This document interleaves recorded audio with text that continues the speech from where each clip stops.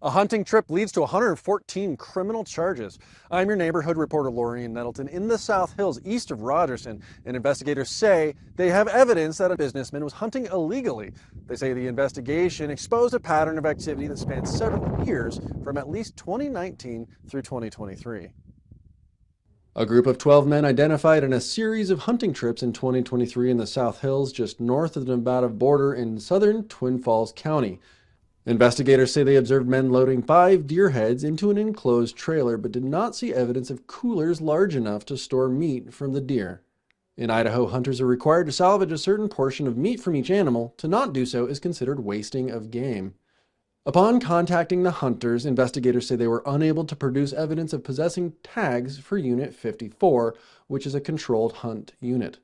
But that's not all. Investigators used surveillance video from local jackpot businesses, cell phone records, geodata for photos and messages, which helped them identify the locations of the crimes. They also received warrants to search phone data and social media accounts, turning up still more photos, videos, and messages from previous illegal hunting trips. Robert Zico is a central figure in the case, facing 34 charges, with 13 of those being felonies for illegal taking of game, illegal possession, and illegal wasting of game.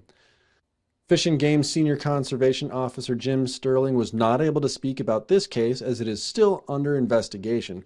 He did talk to me about enforcement of wildlife laws. Unit 54 is pretty unique. Unlike many other places in the state, access is very high. However, there's over 800 miles of road and trail, so access for sportsmen is very easy.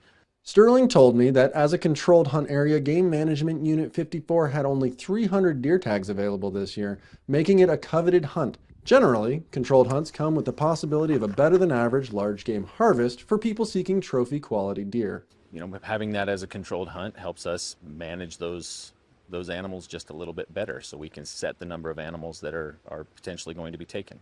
The investigation has so far led to 114 charges, with 53 of those being felonies. We also have felonies, and we kind of reserve those for the people that are purposefully out there trying to do it wrong.